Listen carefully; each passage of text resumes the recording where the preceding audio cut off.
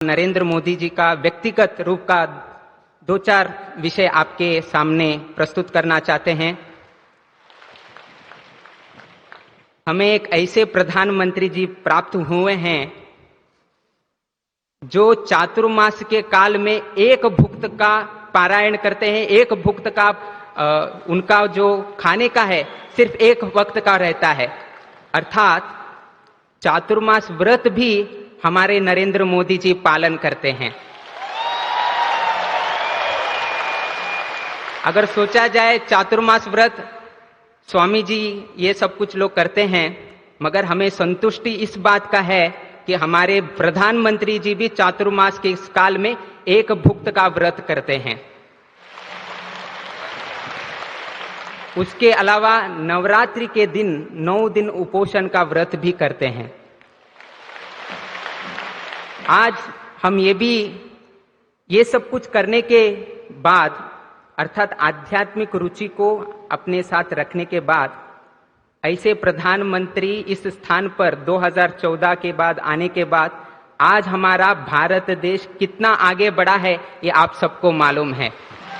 तो इसका श्रेय वो चातुर्मास व्रत में किया हुआ एक भुक्त का व्रत और नवरात्रि में किया हुआ उपोषण से भी ये सब कुछ होने की संभावना है, ये प्रधानमंत्री जी ने दिखा दिया है। और उन्होंने ये भी सबको एक इच्छा जगाया है कि आप भी इस तरह का परिपालन अपने जीवन में भी करना चाहिए। हम नरेंद्र मोदी जी को ये भी कहना चाहते हैं, आपने चातुर्मास व्रत का एक भुक्त का व्रत भी पालन किया है, नवरात्रि में उपोषण का भी पालन किया है। अगर एकादशी के दिन भी उपोषण हो जाए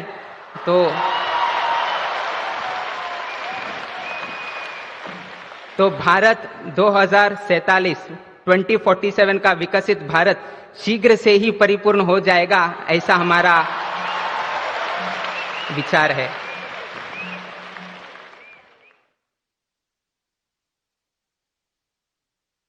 अत्यंत संतोष का विषय यह है कि माननीय प्रधानमंत्री जी को गोवा अत्यंत प्रसिद्ध है, किंतु इसी समय या इसी स्थान में इनका तकदीर भी यहां पर ही लिखा गया है। उन्होंने भी अपने वक्तव्य में कहा है, 2002 में जब वे गोवा में मीटिंग में थे तब गुजरात का बागडोर संभालने के लिए गोवा में ही सब कुछ यहां पर अनुमति प्राप्त हुआ था। और 2013 में जब वे गोवा में आए थे तो उसी समय गोवा में ये डिक्लेयर किया गया था कि प्रधानमंत्री का जो प्राइम मिनिस्टर का क्रेडेंशियल है वे हमारे प्रधानमंत्री नरेंद्र मोदी जी होंगे करके 2013 में घोषणा भी इसी गोमांतक भूमि में हुआ था। तो इस नाते उनका जो ये पॉलिटिकल का करियर है, इसका जो तकदीर है, वो सब कुछ गोवा में ही स्थापन हुआ है। और एक संतुष्टि की बात यह है कि हम विशेष करके मोदी जी को प्रशंसा करते हैं, या भी सभी लोग मोदी जी को प्रशंसा करते हैं, किंतु उसके साथ साथ हमें ये भी विस्मृति नहीं होना चाहिए कि आज जो भी प्रधानमंत्री नरेंद्र मोदी जी है, इसका संपूर्ण श्रेय उनके माता जी हीराबेन मोदी जी को जाता है। इसका कारण ये है, गोवा का जो गोवा लिबरेशन डे है वो जून 18 तारीख को मनाया जाता है और योगा योग से 1923 जून 18 तारीख को हीराबेन मोदी जी का भी जन्म हुआ है। मां का जन्म जून 18 तारीख को हुआ है और गोवा का जो गोवा लिबरेशन डे जून 18 को मनाया जाता है वो भी जून 18 को मनाया जाता है। और उसी गोमांतक भूमि में हीराबेन मोदी जी के धर्मपुत्र का भी पॉलिटिकल करियर का एक तकदीर भी यहां पर ही लिखा गया है। तो उस नाते से और एक नाता जुड़ गया है कि मां का भी आशीर्वाद इस गोमांतक को भी लग गया है।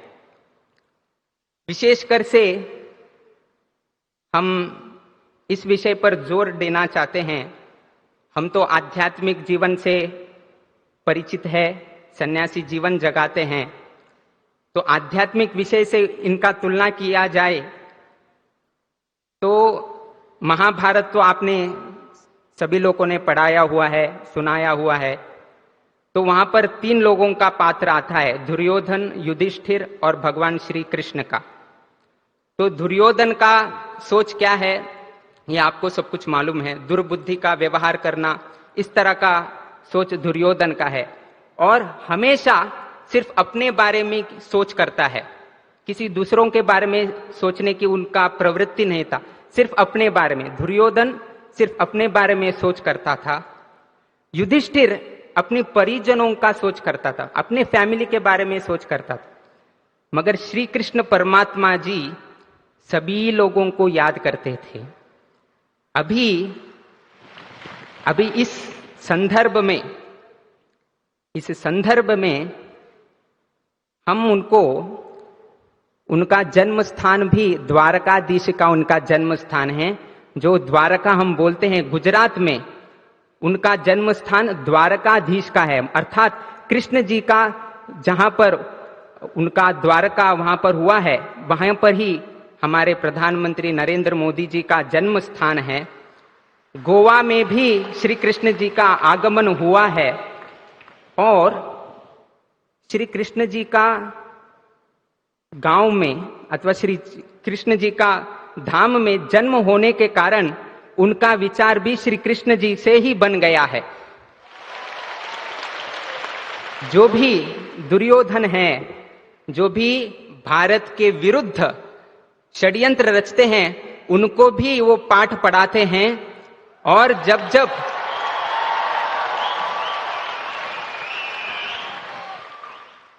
जब देशवासियों को प्रधानमंत्री से कुछ आशा है, वो भी दीपावली के अनेक अवसर पर वो भी आपको प्रदान करते हैं। और श्री कृष्ण की जैसे सोच कब आता है, कोविड काल में देखा होगा, जब वो वैक्सीन की जरूरत थी, प्रधानमंत्री जी ने हमारे लोगों को भी वैक्सीन दिलाया और विश्व को भी वो वैक्सीन पहुंचने जैसे उन्होंने प्रयास किया। ये कृष्ण जी का सोच है, सिर्फ हमारा नहीं, सभी विश्व का भी हमें ख्याल रखना चाहिए। आज हम हीराबेन मोदी जी का यहाँ पर विशेष तौर पर प्रशंसा करते हैं, क्योंकि हीराबेन मोदी जी ने हमें हीरा जैसा पुत्र इस देश को दिया है।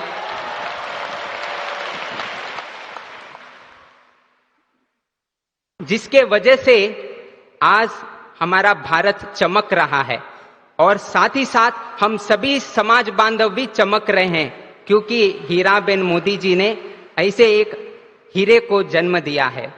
आज हम इनको धर्मपुत्र से संबोधित करते हैं, जिन्होंने धर्म की रक्षा के लिए बागडोर संभाला। अयोध्या में रामलला जी का प्रतिष्ठापना हुई। अभी दो दिन पहले ध्वजारोहण भी वहां पर हो गया, और अभी पुर्तगाली में भी फिर यहां आकर राम जी का प्रतिमा का भी अनावरण करके दिया है। ऐसे धर्मपुत्र को हम सभी यहां पर उपस्थित सभी लोगों को हम आह्वान करते हैं कि आप जोर से तालियां बजाकर उनका फिर से अभिवादन कीजिएगा।